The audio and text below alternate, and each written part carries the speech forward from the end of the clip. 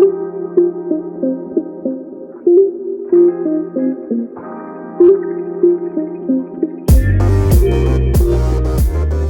and welcome to another edition of Be Lifted Up Radio, your guide to living an abundant life. As always, I'm going to start you out with a scripture to set the tone for our conversation for this episode of the show. Therefore, encourage one another and build one another up just as you are doing. And of course, that's from 1 Thessalonians 5:11. Listen, you guys know, anybody who knows anything about me knows that one of my most priority passions is mentorship. The ministry of pouring into others as I have been poured into, as you have been poured into. I've had a passion for mentorship since I was in my 20s, before I knew that's what it was called. And today we're talking with a guest for our show, who, as you get to know her, you'll know I've known her a long time. And she's not only a mentee of mine, she's also a wonderful mentor to others, and in this case, particularly young girls and women.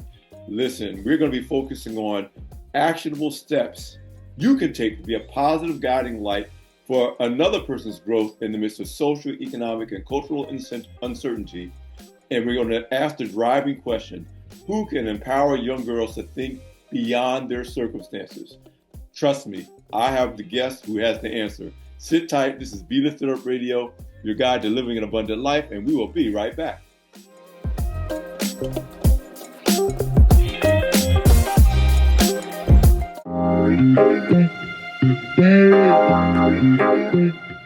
Hello and welcome to Be Lifted Up Radio, your guide to living an abundant life, and I'm your host, Alfred Edmond Jr.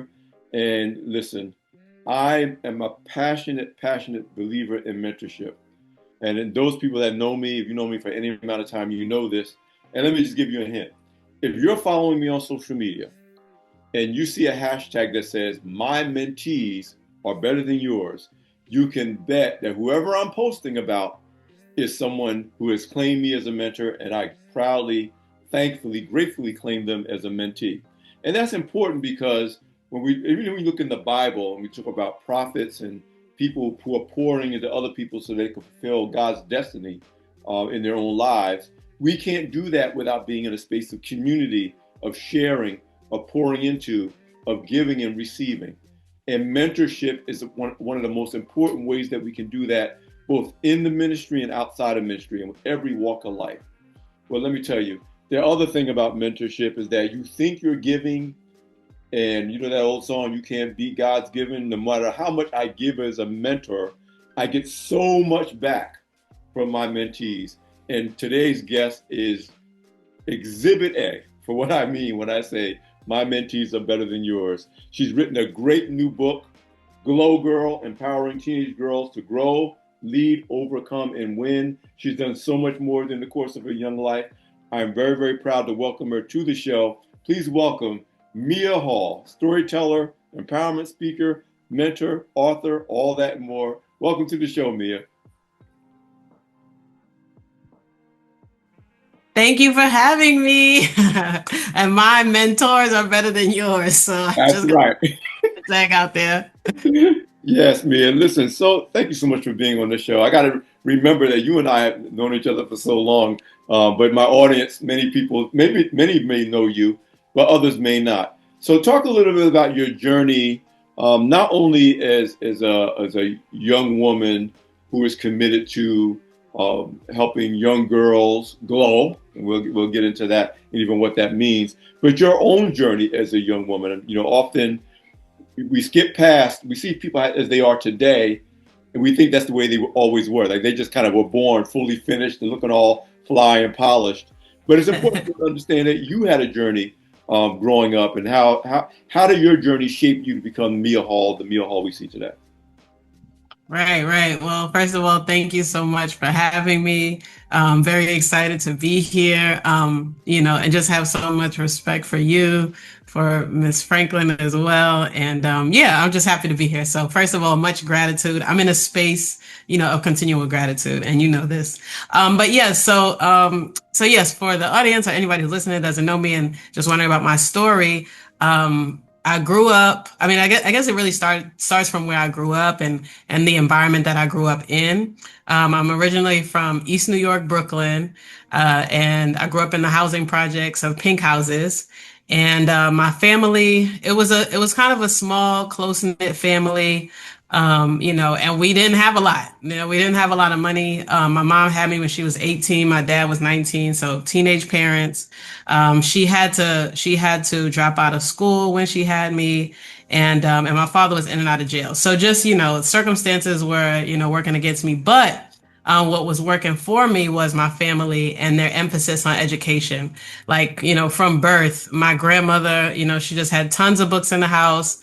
And my mom, she actually had like a mentor of hers, just like an older black gentleman that was just sister, you must read. And so, he emphasized reading in her. So she emphasized reading and education in me, as a young woman. So always been, into reading and into school because, my family emphasized that in the household.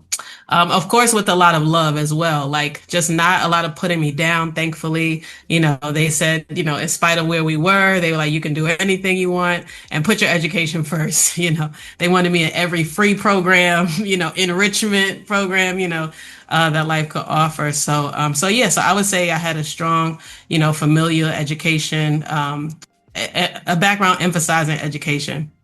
And so, I went through school. I also had I feel like my personality is on that, very high achieving and things like that. And I talk about that in the book too, how you can match your personality, with what you do.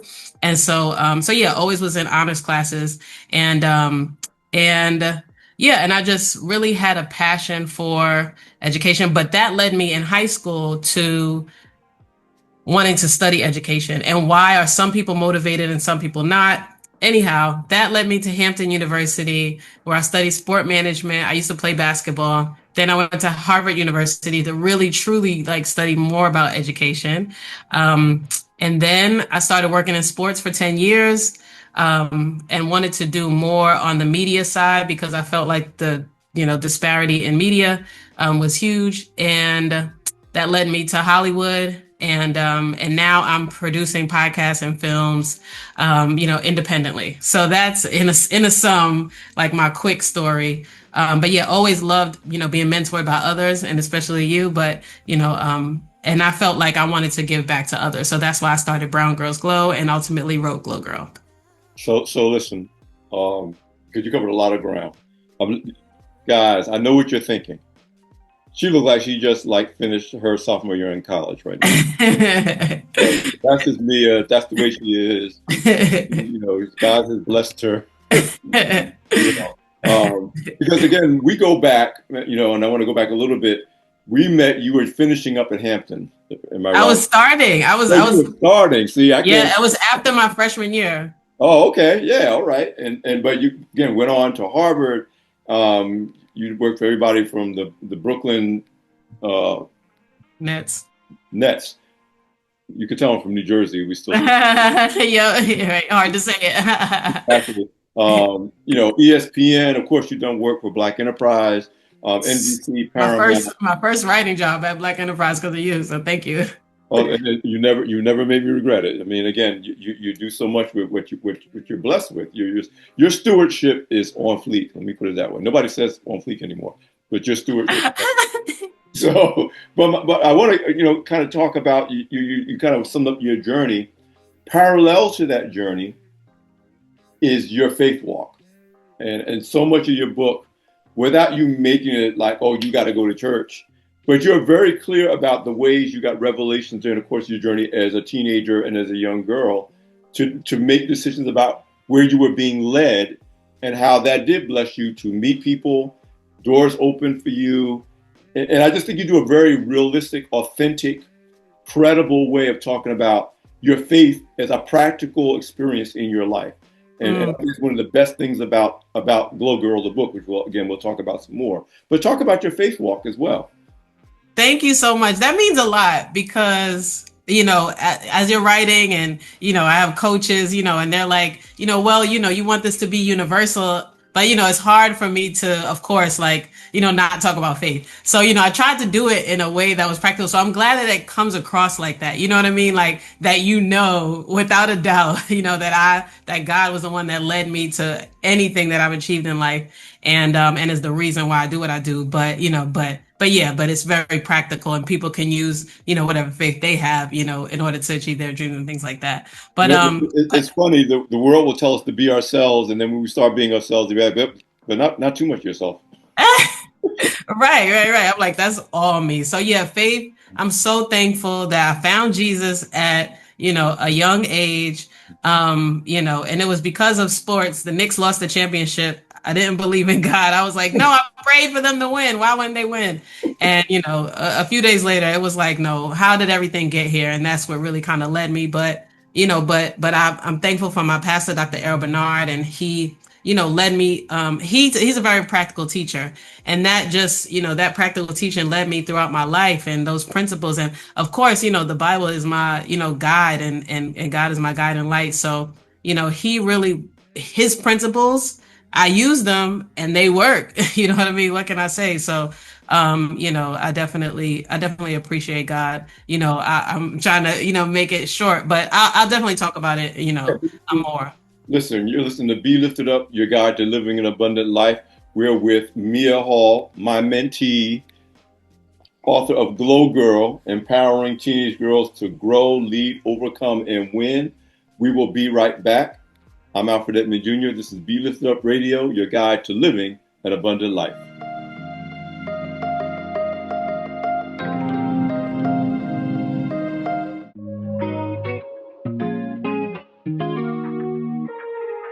Hello and welcome back to Be Lifted Up Radio, your guide to living an abundant life. I'm your host, Alfred Edmond Jr., here with Mia Hall, the author of Glow Girl, a new book that she just released for young girls and women that can follow her excellent example as a role model, but also the lessons she's teaching that helps them to navigate their way to their future, their purpose in God.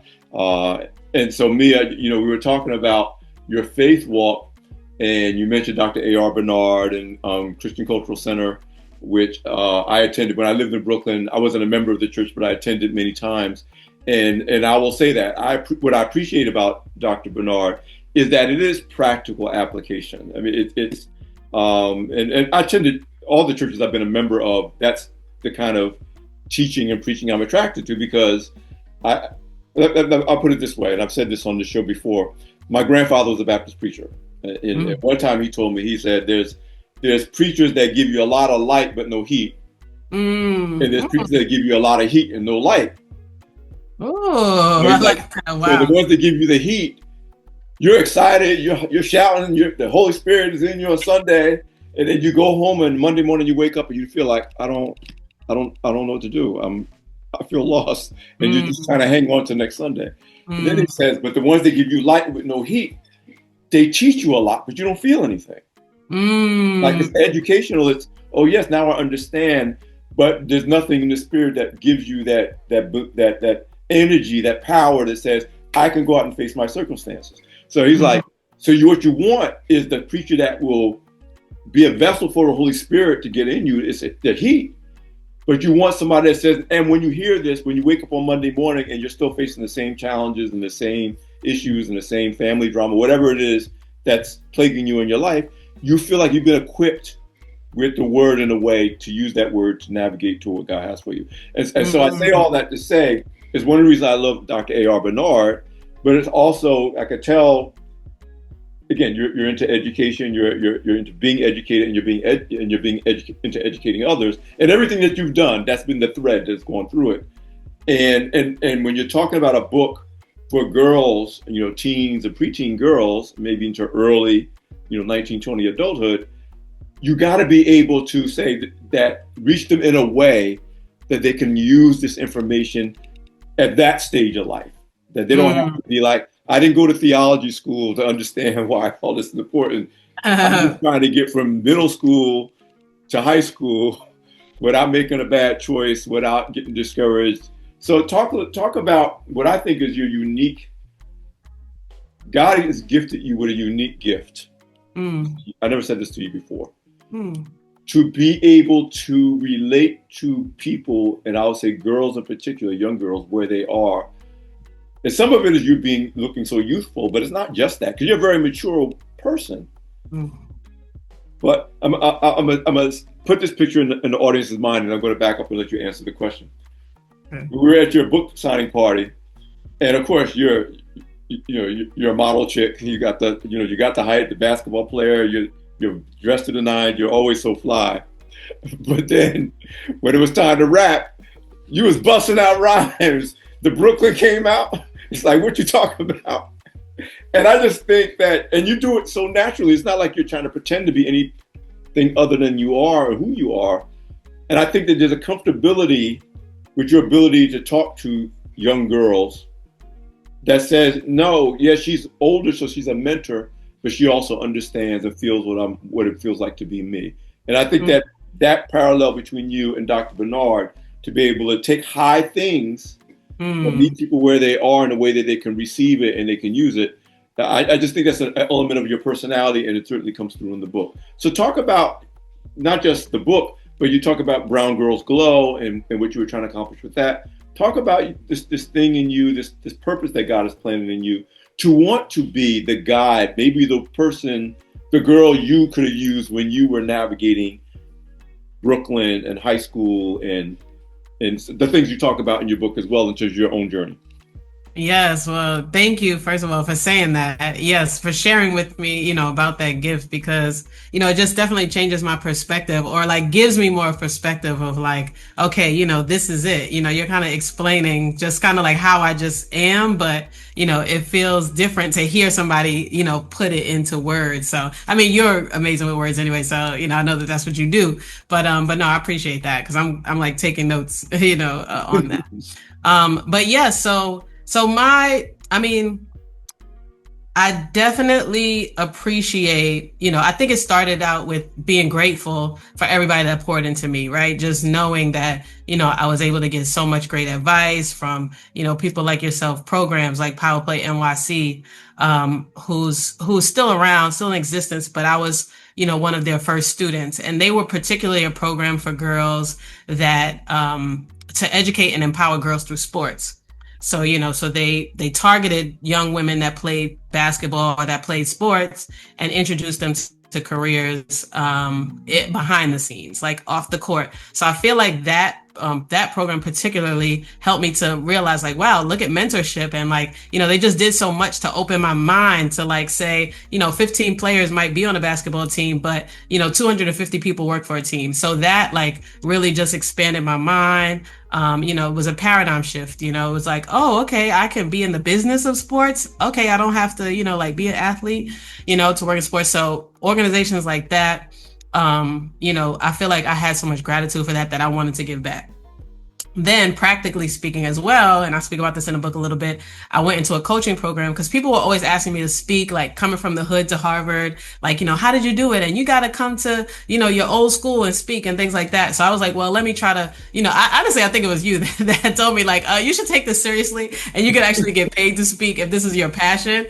So I was like, yeah, what, let me take your advice and go and, really like study it, right? Because I mean, like you said, education is the thread, right? So I knew I had to get like the training in order to like take it to the next level. And so, so when I went to that program from Eric Thomas and Associates and CJ Quinney, I was doing career women, but and younger, early career women. I was speaking, that was my target, but they were like, well, you have such a great story about, like going from the hood to Harvard. You should, think about young women. And then like, once I started to, I was like, yes, like this is, I remember those women that my first time seeing a woman in a suit that worked in a corporate office, you know what I mean? Like I used to always see, I wanted to be like, Whitney Houston or, Cheryl Swoops, you know what I mean? Like I always saw Black women in entertainment. Unfortunately, I didn't see like a lot of people in my neighborhood that had, professional corporate jobs that looked like me. But, going to Power Play, I saw these women that worked at Madison Square Garden and ESPN, and they, were my complexion and they, had these amazing, powerful jobs. So I said, oh, this makes sense. I want to do the same thing, for young women. I appreciate that because again, I'm from a generation that, I mean, I'm so much older than you are, but I'm from a Mm-hmm. generation where I just interviewed, for example, I just interviewed Jane Kennedy, who has a memoir out for Mm-hmm. my show for Black Enterprise Beyond the Hype. Um, and I mean, when she Nice. was the host of NFL Today on CBS back in the day when, forget about, I mean, black people wasn't getting to do that sports analyst, much less a black woman in the Mm-hmm. 1970s who, you know, who could have easily been dismissed. So you just a model because she, of course, she's gorgeous, legendarily gorgeous.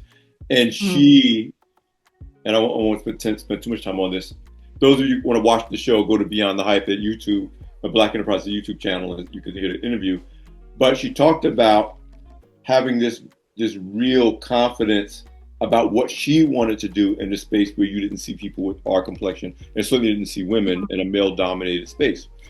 And one of the things that I Mm-hmm. appreciated about you and I appreciate about how God placed you, and I think I understand even now more than I did then, but I did understand it then.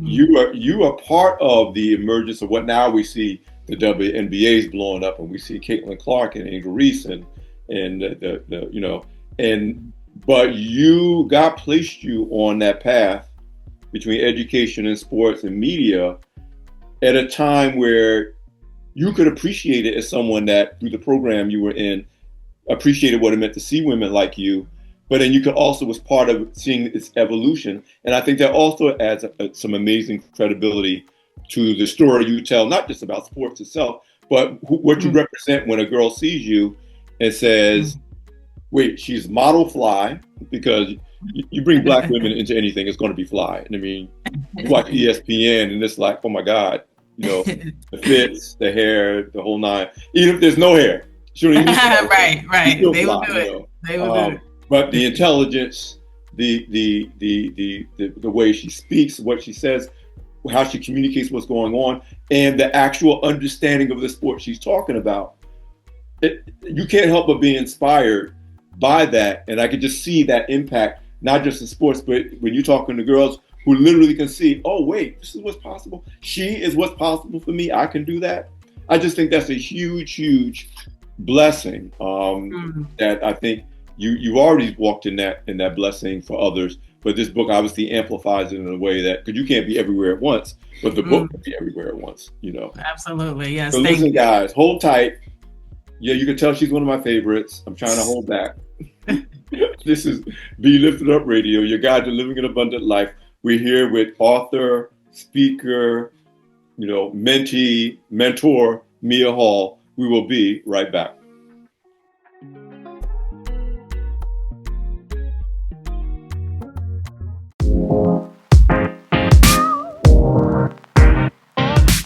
Welcome back to Be Lifted Up Radio, your guide to living an abundant life. We're here with Mia Hall, the author of Glow Girl, Empowering Teenage Girls to Grow, Lead, Overcome, and Win. And I do want to, spend this segment kind of get into a deeper dive into the book, how you structured it, who it's really for. I mean, I think we said it to some degree, but I think it is important, your revelation that you started out thinking you were talking to kind of young career women and realized that your real calling was to talk to preteen and teen girls to get them ready for that future that you found for yourself. So talk about the book, what you hope to accomplish, what glow is a word, but it's also grow, lead, overcome, and win. And that's very significant. So just talk about that. Yes, absolutely. So I'll start with, the wanting to, my target audience, because I think that I went to just so many high schools. And I know that high school is like basically like your last chance, almost sometimes, you know what I mean? Like kind of like a last chance, at least for like, easier like public education, to really impact like students before they go out into the world. And really the last chance before adulthood, like, you go into college, like you're 18. So, you're going into adulthood. So Not it's to interrupt you, I just want to say, because I think it's so important. I remember when I was raising my kids, and of course you know them, and I would say to them, this is the last time that the world is going to give you a break because you're a kid. Mm-hmm. Like you want to figure out how to you're not going to stop making mistakes. That's not going to stop. But this is the last time when you make a mistake, people are going to be like, well, they're young. Especially if you're black. You know, Mm-hmm. it's like now, no, no, you don't get no second chance. We're not giving you the benefit of the doubt. And so you're right. Having some confidence coming out of that is so important because the world can be unfair. It can be unfair to women and girls. It can be unfair to black and brown people. And if you're all of the above, the world can be a very harsh place. Absolutely. And so I just wanted to underscore that why I thank God that you shifted your focus to so many young people are lost because they may not come from a family background where there's somebody in the household that can show them the way. I know I didn't come out of that kind of a household. So I'm gonna set back and let you make your point. But I just think it's very important because everybody, let me say this before the show gets too far. Okay. Everybody listening to this show should be buying multiple copies of this book and getting this into the hands of the preteen and teen girls in your life. Period.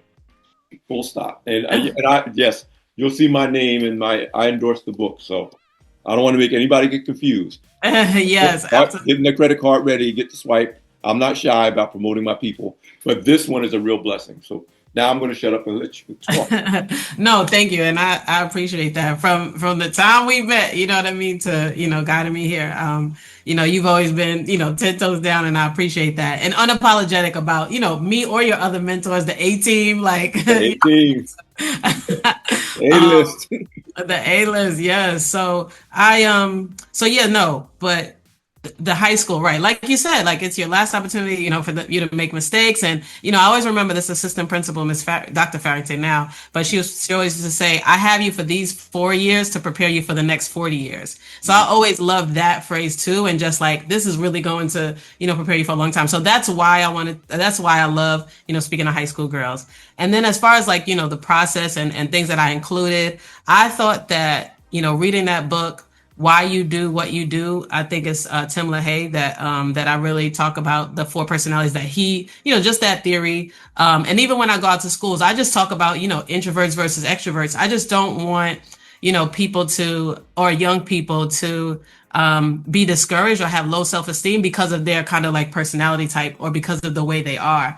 And so I talk about that in the book first because I feel like, not enough people talk about that. And that's not something that I learned in school. There was no class on personality types in high school. You know what I mean? But when I read that book, I was like, oh, this is why, maybe, I do some of the things that I do. And, just learning that, learning more about kind of like how I feel like I was wired and really the gifts that God gave me and, managing my weaknesses, focusing on my strengths. Like, I think that if young people know that early, then they'll be able to even change their mindset and able to, to do the other thing, goal set and things like that. But I think that, just knowing about who you are, how you're wired, it helps with that. And so that's why I talked about that in the book. Then, of course, I wanted to give, practical example of who's in your circle. I think that that's very big. You are the average of the 5 people you hang out with the most. I definitely believe bad company corrupts good character, but, of course, good company, makes your character better. So I feel like that was important in high school for me to be around people that were encouraging me, that positive peer pressure. Like I emphasize positive peer pressure a lot because you can have negative peer pressure. It's just, will you be distracted by it and will you follow it or will you, be surrounded by positive peers? So I emphasize that in the book. And I talk about being the first in your family, right? First generation, college student or first generation college graduate. When you don't have a blueprint at home, what do you do? And that's when I had to lean on mentors. And, it wasn't impossible. It didn't mean that, just because my family didn't graduate from college, it didn't mean that I couldn't. It's just that I had to use the resources available to me to be able to navigate that. So I feel like those are like the main, points. And of course I talk about like vision and, vision boarding and, just having your goals, set and taking care of them. And I know you also talk about, I think it's maybe with the Mocha network that you talk about like financial as well. Like I think I saw faith and finance in there somewhere. So I talk to them about being a good steward over your finances. Yes. Just thinking about that at an early age, just so that you won't go into college. And, of course they always say, getting credit cards and things like that. Like just having a mindset that you want to be a good steward over your money, and thinking about that generational wealth and, and keeping a healthy money mindset as well. So I just included, I could have, talked for many more chapters. I could have included a ton more stories. But, I tried to talk about my high school experience and, and things that I didn't learn in high school so that, they can have something to walk away with, practical advice, when the rubber meets the road, that they can use in their everyday life. Yes, I think it's one of the best things about the book. Because you're right, there's so much you could have written, and there's so many topics you could have covered. But for me, it was just enough. Mm. The other challenge you have, for two reasons. One, when you're 12, 13, 14, 15, if it's like this, if the you're like, I don't know. Right. So, it's readable, the chapters are short enough, the ideas, so that it's readable, and you can do it all at once, or you can do it in chunks. And obviously, it's the kind of book you want them to work through. It's not about speeding through it; it's about working through it. But the other thing is, in an age of social media, when everybody, regardless of your age, attention span is shorter, and there's so many things crowding up your time and crowding up your attention and calling for your eyeballs and calling for you to pay attention, that I tell people, no matter what age group you're writing for, it's probably not a great idea, especially if it's a nonfiction book, to write a book that's much longer than 200 pages. If you can get under 150, you'll get your point across, and it's almost better for you to do that and then write another book. And I think I already told you I see a series. Thank you. Talk to the Holy Spirit and see if I'm right. But I'm just saying the value of a book that really is a survival guide. When I'm telling you guys that you get this book, I'm not just saying this because this is one of my favorite mentees and I think highly of her. I'm telling you, as someone who's raised 3 daughters, as someone who is mentored to a lot of young people, and someone who experienced it myself as a young person, just no blueprint, no guide, no do this but don't do that. No, here's how you find a mentor, here's how you attract mentors. And if you can get that early, like you said, it's not like you're never going to make a mistake and it's just going to be all easy, but it's so much easier. And I know you see peers who, even your age, who didn't get that along the way, and the struggling that they might be doing for lack of that guidance. And I say, I know people who came from the same background that I did. I'm not any better, any smarter, any more gifted, any more blessed. But because somebody poured into me, which is why I'm so passionate about mentorship, I'm like you. People did it for me, and I was like, I got to do it, because if we don't do it, it doesn't matter. So listen, guys, you can see I could talk to with Mia, and about Mia forever. This is Be Lifted Up Radio, your guide to living an abundant life. Sit tight, and we will be right back with more Mia Hall.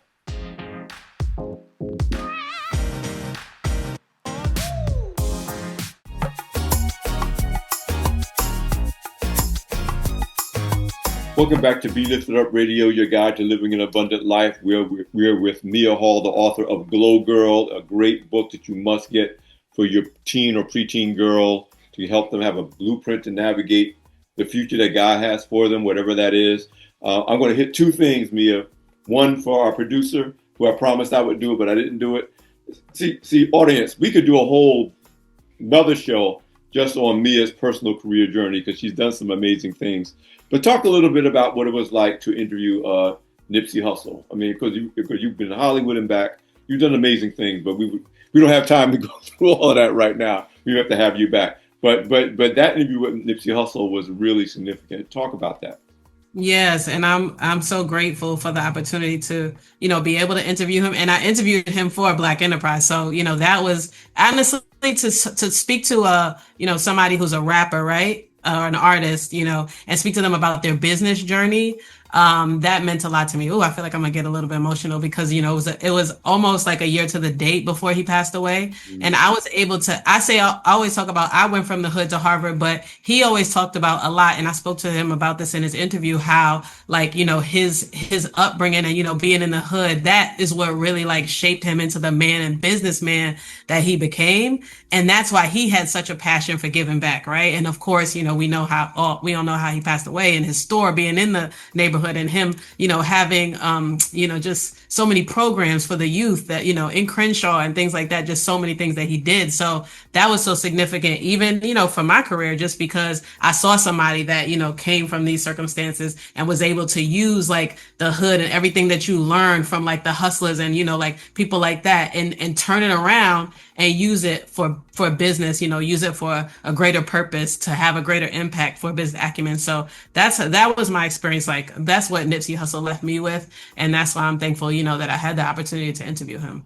Nipsey Hussle is a great example. And I'm looking over my shoulder, my cover story that I did when I first got to Black Enterprise on the late Reginald F. Lewis, who died differently, but also died sooner than the world was ready for him to go. The legendary entrepreneur that did the $1 billion Beatrice International deal back in 1987. And I'm saying this about both Reggie Lewis and Nipsey Hussle. Of course, we still, in many ways, have not totally recovered from losing them as soon as we did. And the ways that we did was different ways, but it was shocking, unexpected, and sudden ways that we lost people who had so much promise in our minds. But, and this I'm bringing it back to how good God is, we are reminded that it's how we live, not how long we live, that matters. Whether you talk about Martin Luther King, you talk about Malcolm X, think about all the wonderful people that in our minds, oh my God, what would have happened if they could have lived longer? But God's like, it ain't matter how long you live. It's about what you do with the time I give you. And of course, Reginald Lewis's legacy is still alive and still blessing generations later. Nipsey Hussle's legacy is still alive. There are still people who are being fed, clothed, nourished, inspired by what he built and what he stood for while he was here. And so, yes, as Dr. King said, longevity has its place. We all want to live a long life, but that's not as important as how well we live. And I think you captured that in your interview with Nipsey Hussle. And I think that's what Reggie Lewis represents. And again, I'm telling my audience, if you see some of the great work that Mia has done, both in behind the scenes for different media and entertainment platforms and sports, you'll get some of that by reading the book. But I think the world of you. But listen, before we get too far, and again, this is our last segment before the show wraps up. Where do people get this book? Where should they be following you? What websites? Where you gonna be? Let's make sure our audience knows. Yes, absolutely. So, you can get the book from my website, miahalltv.com. And it's also available on Amazon if you choose. But also, please leave a review if you do choose to go that route. I will also be at my alma mater, Hampton University, for homecoming weekend, October 24th and the 25th. So please, if anybody's in that area, 757, please come by, and, you can follow me at Mia Hall TV on all social platforms, on Instagram, on YouTube. And you can find out more information about, times and things like that, of where I'll be. But of course, like, I post all the time, there, inspirational content, news, things that you can use. And, yes, of course, things about Glow Girl, and I have a tour. So, we'll be announcing more tour stops soon. As we wrap up our conversation, I think of your story. And again, I'm always, when people are surprised at the journey of someone like Amia Hall, because again, if you meet you today, it's like people meet me today and they can't tell that I grew up in a working poor household, raised by a divorced single mother, the oldest of 4 children, working class community. All they know is that just that dude, he's fly, he rocks the bow tie, he's that dude, he's polished, he's whatever. Yeah, right. And that's great. Because one of the blessings of being a child of God is you don't look like where you came from, you don't look like what you've been through. But it's important to tell people what you came from and what you've been through, because that's part of the testimony that helps other people come through. We are meant to be lights, and we're lighting the way so that others can find their way through. And so that's what I'm saying. I love it about the story, because people can look at you and make all kinds of assumptions. They see Howard. They see, not the wrong age, sorry. They see Hampton, Harvard. They see you, again, polished, you fly, couture. And they think, oh, that's probably someone that would, had a life that her whole life, grew up in a upper middle class household, in the Mhm. suburbs. And I'm sure there's people that make those assumptions about you, because people think they know you when they see you, Right. and but it's a blessing when a young girl who might be 12 or 13 thinks that you don't know, and then you tell Mm. your story, or you don't tell your story, you just bust out some rhymes, and all of a sudden it's like, oh, wait. But I just think that one of the things that I get out of reading the Word, and I read the Word more now than I ever did in my life. You think Mm. you can't ever read it enough, but how almost always that God chooses people from circumstances that are totally disadvantageous circumstances, Mm. so He can get the glory. Mm. One, but so that others can be inspired and motivated and encouraged by your example. And right now I've been in the story of Joseph. I Mm. mean, brothers was jealous of him. Yep. They took him out. They was going to kill him. Then Uh, one brother said, "Well, let's not kill him. uh, Let's throw him in the pit. Okay, let's sell him into slavery, and we're gonna uh. go back and tell pops something happened to him. Animals got to him, and and you think those are your brothers, you know." That's what you would think, That's what you man. would think, and so we live in a world where often the people, whether it's our, and you got to have grace, because sometimes it's your mother that's your enemy. Sometimes it's your father that's your enemy. Sometimes it's your friends, like you said, you have peers that you think are your friends, and they are actually bent toward your destruction. Hmm. And then to know that even then, even though those horrible, what people would think would be horrible circumstances, God blessed you with a mother that cared about education, who had mentors that made her think reading is important, and a grandmother that cared about education. And you talk a little bit about your parents, but nothing that God blesses you with prevents you from fulfilling His destiny for you if you would just trust Him. Mm. And so I just think that and I kind of in the few minutes you got left, and here's the thing: it's not like your journey's over. It's not like you don't have challenges to overcome, obstacles to navigate. Um, Tell me about how you draw from your journey thus far to give you the courage and the faith to go forward in times of uncertainty. You know what it's like to have a job and then not have a job. You know what it's like to be, I lost a loved one that was dear to me unexpectedly. Talk Mm. about how you use your faith, even as you're mentoring other people, to draw faith to keep you moving forward. Right. So I would say that that's what gives me the strength, right? The testimonies, the tests that I've been able to overcome only with Jesus, that gives me, that fortifies me with that strength to believe, like, if He did it before, He could do it again, because He's done it before so many times. He used the foolish things to shame those that are wise, and what God meant, I mean, what the devil meant for evil, God meant for good. Like, so I just use those I think without those, I wouldn't have been able to, accomplish anything or to be where I am today without those struggles, because those are what strengthened me to be able to endure any type of achievement or success, that I was able to have. So I think that it's because of the hardships, it's because of the stairs, taking the stairs versus the elevator, that made me strong enough to even sustain and endure. I pray almost every day, as someone who has didn't acknowledge it most of my life, but now know that I have major anxiety issues that I was just good at covering up. We talk about personalities; you would never see it on the surface. I'm good at, Mm-hmm. but inside, and I said I had to learn not to have spiritual amnesia. Mm. Remember all those times that God brought me through, to remind myself, "You gonna be fine. You've been through. He brought you through."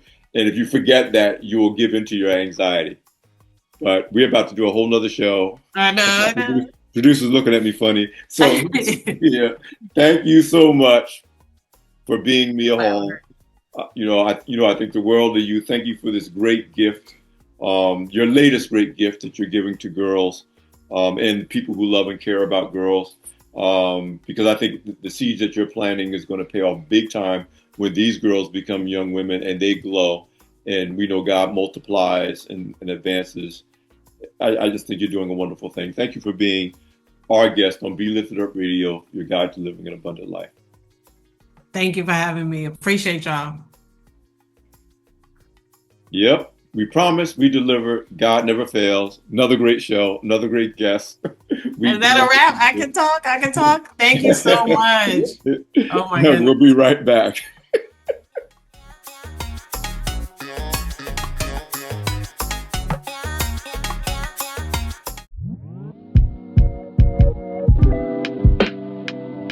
You just heard another great edition of Be Lifted Up Radio, your guide to living an abundant life.